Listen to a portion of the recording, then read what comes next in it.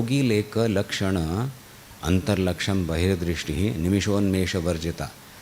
एक समाधी अवस्थेन तूं जाल्यार समाधींतल्यान भायर येवन इदंतया हें जगत दिसतस, हें मगलेंची प्रकटन, मगलेंची स्वरूप विस्तार जातस म्हणून तो योगी धारण करता ताका तशें दिसता. साधक दृश्ट्या आमी पळयतना अंतर्लक्ष गुरु अनुसंधान करतची बहिर्दृष्टी दवरका.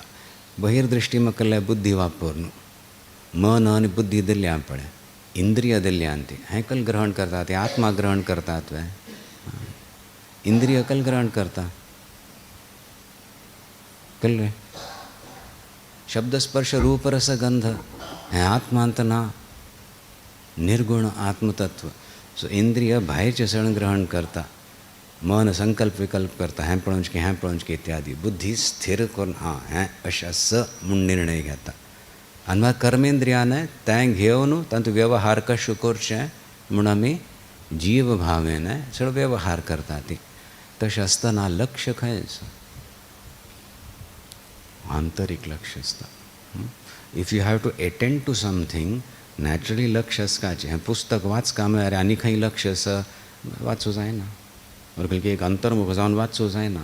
सो हांव तो अगदी सूक्ष्म आसा. लक्ष म्हळ्यार भितरथान प्रेरणा घेवन हें कसल्याक हांव करतस, हें करतस समज वे हाचे पेक्षा बरें कशें करचें म्हणून लक्ष भितर आसका जाल्यार मागीर इंद्रिय बुद्धी आनी मन सम त्या विशयांत लावंका.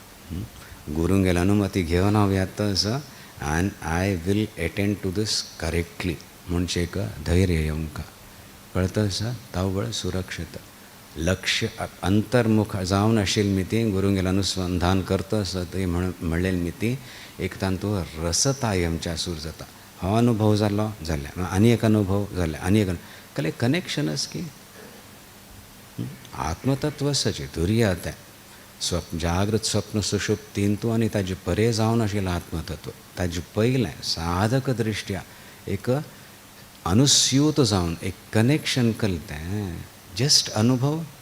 एक अनुभव केलो जाल्यार आनी एक अनुभव केलो तितलेंच वेळ ना.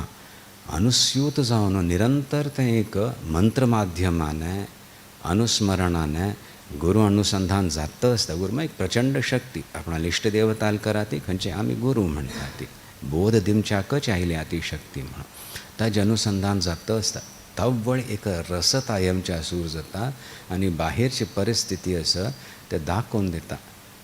बस आपण आस भायरे आस भितरी आस म्हणून.